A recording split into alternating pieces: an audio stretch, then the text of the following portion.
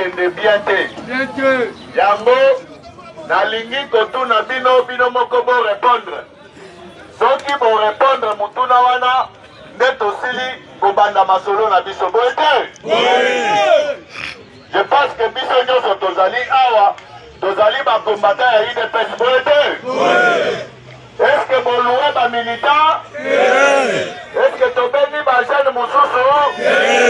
Awa eza biso moko bakombata. Mutuna na nga yango yo. Nani abomi UDPS?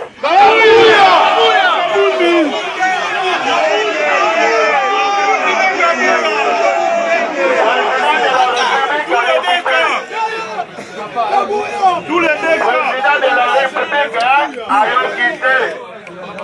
Parce que ceux qui tozoye bisaye, azokanisa ke biso tozokosela batu makambo.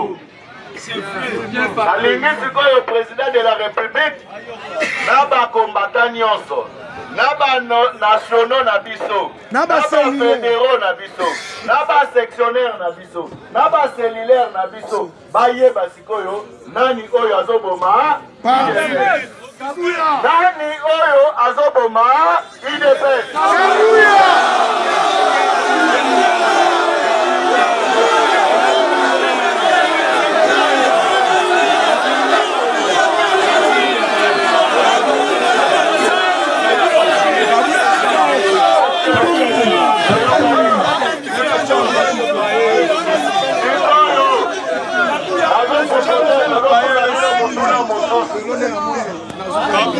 Lokola ewute pa na bino olobi ke Kabuya azoboma parti. Siko lokola azoboma parti, sanction na ye ezali nini?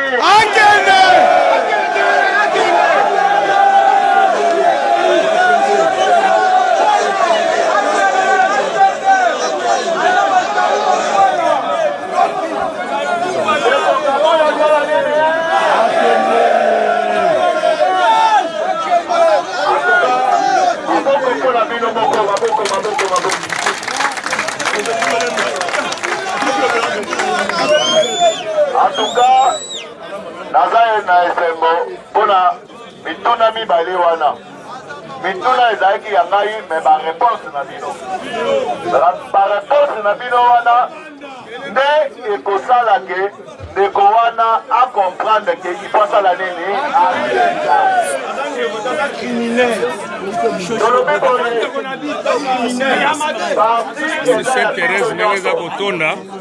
parti eza ya bafamille ya bakabuya soki batie yango gere parti elakisi ke osunga bandeko nyonso tu ozali bokonzi ya parti tokoumela na pouvoir yango ndenge lili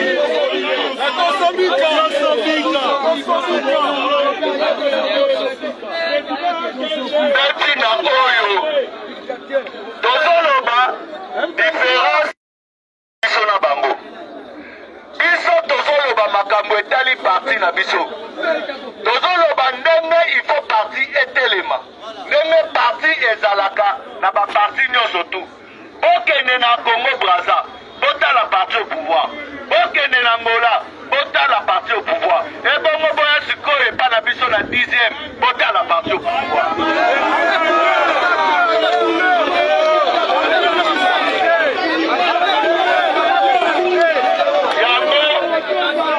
yango tolobi na Kabuya boye ntango tozolakisa ye sanza ubie moyi atika kotala musapi na biso toza besoin tolakisa ye sanza amonake tala sanza yango wana yazotala musapi ntango bakombata bazoloba makambo etali parti yazotalaki bafingi ngai tokofinga yo tokoloba na yo mpo oza secrétaire général mokolokolongwa secrétaire général moto akofinga yo epuis bakombata bafingaka bato te soki bayebisi yo oza incompétent eza insulte te soki bayebisi yo nayebisi yo ozogere bien eza makambo kofunda bato te obanda kokanga bango te soki yo ozalaki kogere malamu moto akoloba na yo aza te soki bakombata bazali kozwa misala moto akoloba aza te mais soki tozoloba eza parceke ozoteka baposte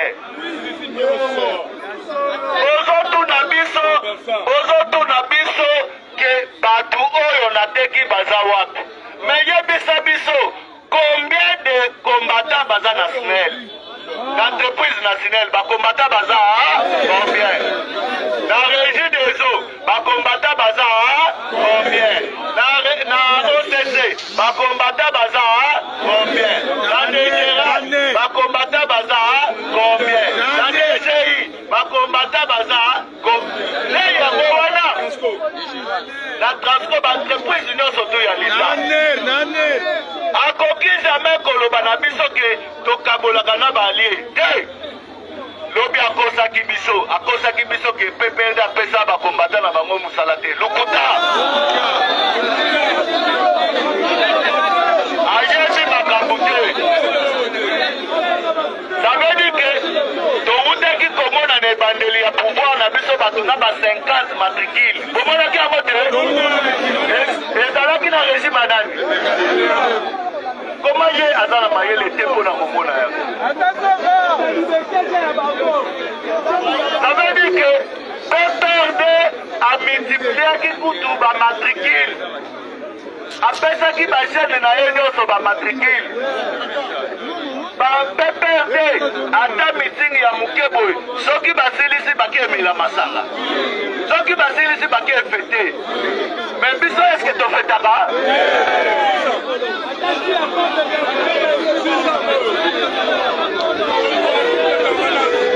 eloko nalobi boye PPRD oyo asaplie yana oyo alobi ke basala eloko te mpona bamilitaire na bango asali nini akosi parceke baPPRD ne bandeli ya pouvoir na biso tokangeli bato na ba 50 matricule ba 60 matricule tosali effort mpo esila mais ezalaki na régime anani soki manifestation ezali PPRD azoorganize manifestation après manifestation bakombata na bango bazala kosala nini bazala kokende komela eske ye secrétaire général ata koka ya pamba ata pesa babilita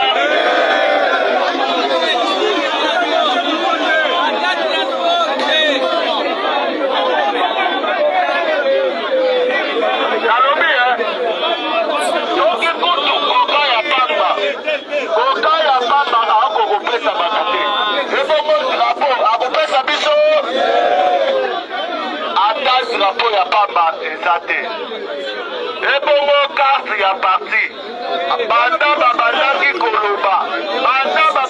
koloba makambo ya bakarte eske lobi azalaki na manifestation eske alakisaki biso atake bozali koloba mingi tala carte ya parti yango oyo ebandi eske alakisaki biso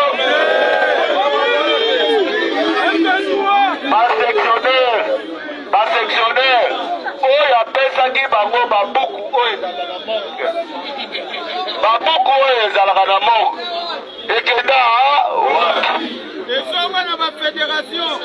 yango tolobi boye tolobi toza besoin ya parti na biso etelema biso toye kolobela kabuya te tozolobela moto aza na fonction ya secrétaire général oyo azali kokamba biso tolingi lisusu okamba biso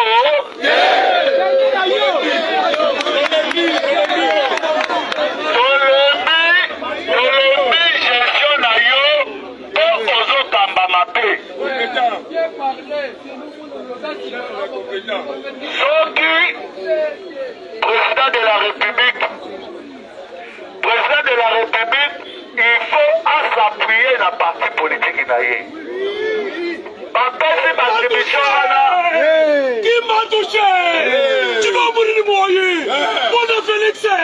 okosala biso mwamba dans ce pays. Mpona Félix okosala biso Ramondela. Mpona Félix okosala biso Kento. Mais mon frère, ma sœur, ça va cesser. Grâce à ta vérité, on a renommé liberté. Ici, pourquoi m'a parlé lui-même? Grâce à ta vérité, tout est le roi Moukaboy.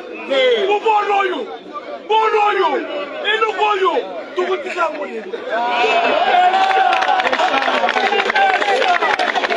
Avec Jésus-Christ,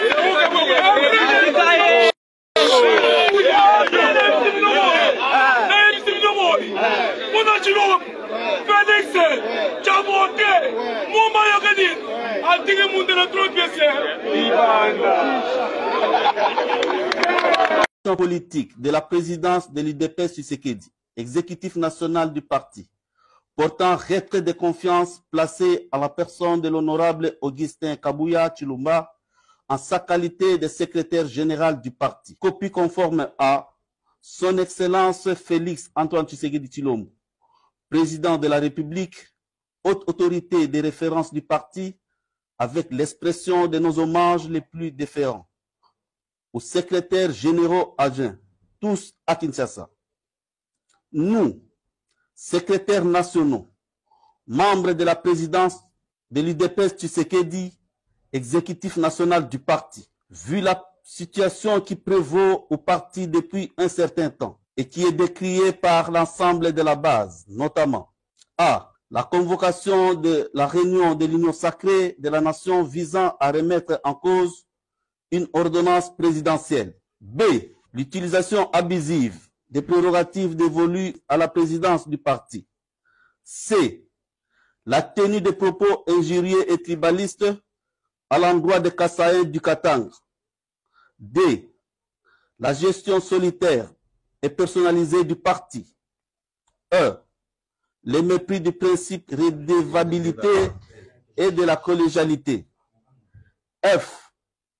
Le clientélisme politique de la gestion des enjeux. G. Les humiliations en public des secrétaires nationaux et autres membres du parti. H. Les sorties médiatiques inopportunes, hasardeuses et non concertées. Et I. L'absence de vision. Au regard des différentes interpellations, dont la dernière en date de mardi 2 juillet 2024, lors d'une réunion extraordinaire convoquée par les précités. Vu le refus du concerné à prendre en compte les avis de ses collaborateurs, vu les enjeux politiques et les challenges que l'UDPS Tshisekedi devra relever dans un avenir proche, prenant nos responsabilités devant Dieu, la mémoire des pères fondateurs, spécialement celle de feu Dr Étienne Tshisekedi Wamulumba, les combattants et les combattantes, décidons, réitérons notre totale confiance et loyauté envers son Excellence, Monsieur le Président de la République, chef de l'État et haute autorité de référence du parti, Félix Antoine Tshisekedi Tshilombo. 2.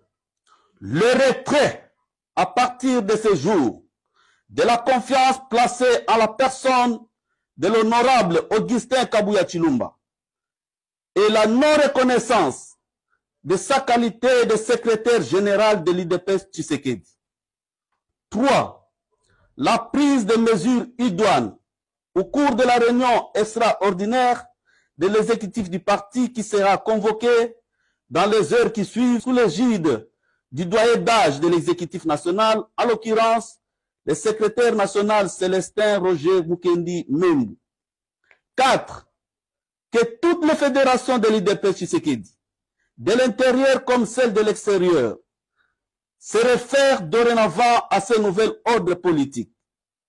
Fait à Kinshasa le 11 juillet 2024, les signataires, liste des secrétaires nationaux en annexe. C'est l'UDPS. Le parti le plus instruit. C'est l'UDPS. Le parti de la vérité. C'est l'UDPS. Le penseur des droits de l'homme. C'est l'UDPS. De l'intégrité territoriale. C'est l'UDPS. Le du changement en RDC.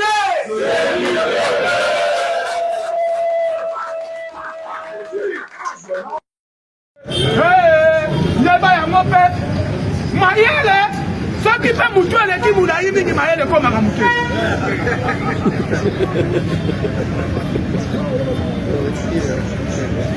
Combattant.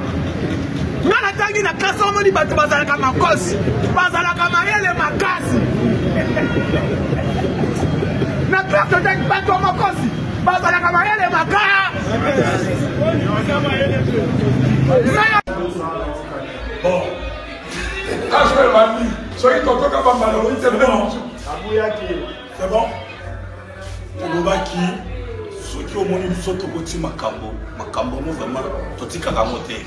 Kabuya, Tolobaki, vraiment, tu vas couper, bah oui, bah colam kapoke. Les autres comptes nous rapi. Tout comme nous rapi. Kabuya, au revoir. Yéba, bamboma, batoliaki. Président Jeko, prophète de l'Oba. Prophète, Kabuya qui est à côté. Na place Félix na Machipisha na lobaki nini Kabuya okende na lobaki amada akita bolini siko toloba isu nini toko loba nini déjà to sito lobaki na baba balobaka te baba balobi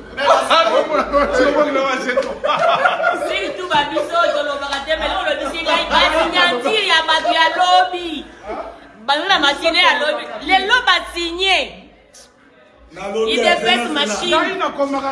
Il dépêche machine.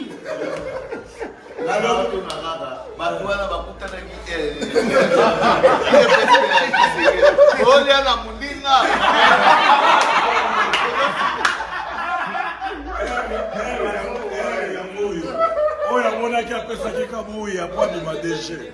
Mbongo. Akende déjà avant mbongo na ye. Nalobi yo vraiment omoni emani likolo ya conséquence a sauté premier.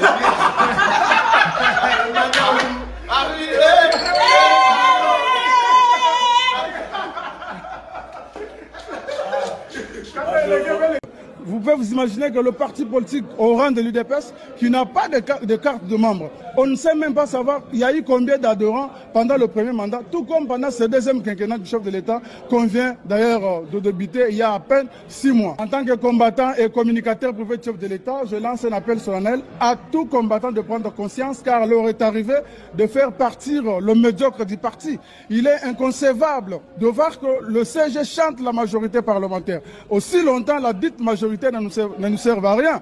Ils parlent de majorité parlementaire. Nous avons combien de gouverneurs?